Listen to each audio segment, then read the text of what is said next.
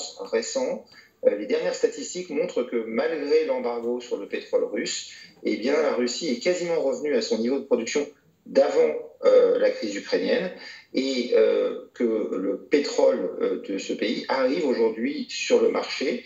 Tous ces éléments concourent à avoir un peu moins de tension à court terme sur la demande de pétrole et donc à faire rebaisser les prix de l'or noir un petit peu partout. On sait qui achète le pétrole russe?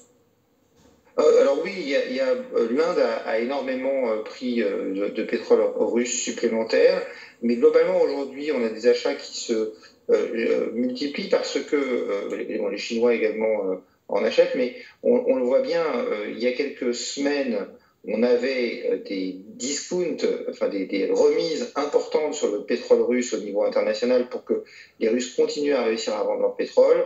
Et aujourd'hui, Poutine et son gouvernement arrivent à vendre ce pétrole avec des discounts qui sont beaucoup plus réduits, ce qui montre bien qu'en fait, si le marché décide de voir le verre à moitié plein et de laisser rebaisser les prix du pétrole, la situation reste tendue parce qu'on a besoin de ce pétrole russe pour arriver à équilibrer le marché. Et je vous rappelle qu'il est prévu qu'à compter de 2023, l'Europe arrête d'importer le pétrole russe, et ce qui représente quand même 1 500 000 barils par jour, sur à peu près 100 millions de barils par jour de consommation. Donc potentiellement, on pourrait très vite repasser dans une situation de tension. Est-ce que le marché s'inquiète de la visite en Arabie Saoudite du président chinois Xi Jinping? On imagine qu'il a des objectifs très précis, notamment en matière d'approvisionnement en matières premières et en pétrole en particulier. Oui, les Chinois ont eu cette politique depuis plusieurs années d'assurer leurs approvisionnements en matières premières. Ils l'ont fait beaucoup sur les métaux en signant des partenariats avec un certain nombre de pays en Afrique et en Amérique du Sud.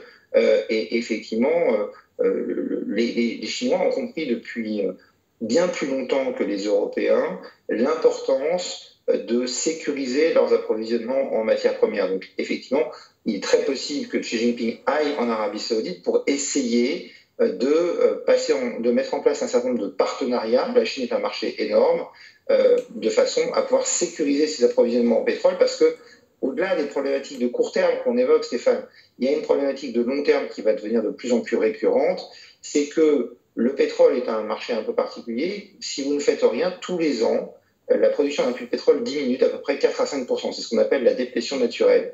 Et compte tenu des contraintes environnementales, de la nécessité de faire la transition énergétique pour prendre en compte le changement climatique, eh bien, les 6 dernières années, les investissements dans le secteur pétrolier ont été insuffisants pour compenser cette baisse de production. Donc, on a une consommation qui ne cesse d'augmenter. On devrait atteindre un nouveau record cette année.